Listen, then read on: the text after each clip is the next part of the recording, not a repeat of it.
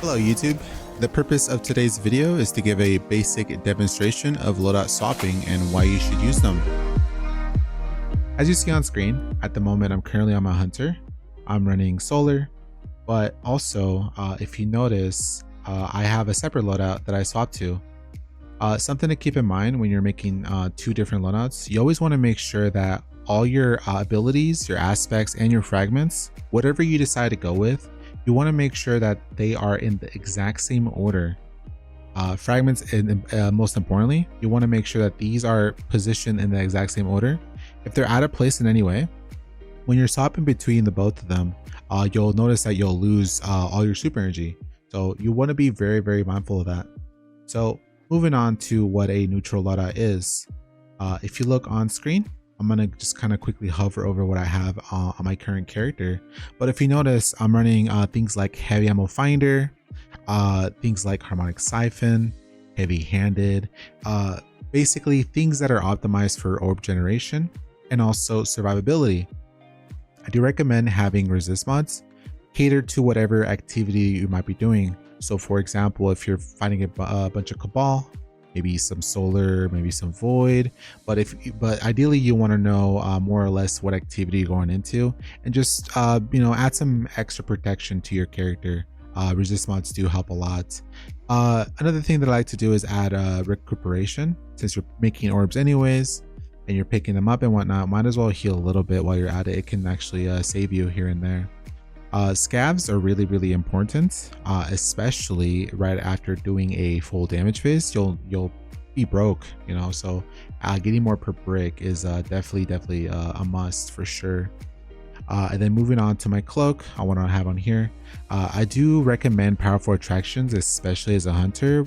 Every time that you dodge, you pick up nearby orbs, and it does help, especially when you kind of have to go out of your way for one. And then as far as what mod I recommend slapping on for sure is special finisher. Fun fact, you do need to have a way to retain armor charges. Even if you're not using them, you do need to have at least one of these like yellow style mods that you see here on screen. Otherwise you'll just be picking up orbs and they'll just do nothing. So you do want to have a way to retain armor charge. Everything else, I mean, it's up to your preference on what you prefer on a neutral loadout. But moving on, I'm going to go ahead and explain what I have on my damaging one. So damage, I went with Nighthawk. As I said before, you want to make sure all these are matching, but let's kind of go over the mods and see what I'm running. As you can see, I'm running Radiant Light, Powerful Friends. This is really, really good, especially in a team setting when you want to make sure your fire team has armor charges, because armor charges equals damage essentially with this loadout. Moving on, I do have dexterity mods. Dexterity just helps us swap between weapons a lot faster. Oh, before I forget, kinetic targeting. Targeting is also really important as well. Targeting helps with your ADS speed. So for instance, right now I'm currently using Izzy. It would help when every time that I aim down sight and try to land that honed edge shot. This would help with the targeting for sure. And then moving forward, I do like to retain the same resist mods that I ran for my neutral, though it doesn't really matter too much. Chest piece you can pretty much overlook, it's not a big deal. But what's really important though is moving on to your lakes. I do recommend having 3 surge mods of whatever your main source of damage will be. So in my case, Apex is what I'm using. It's a solar weapon, so I'm going to be running solar weapon surge. There's no reason not to run 3 of them. Your stats do not matter. Just make sure you're running 3 of these and pair it up with 3 time dilations.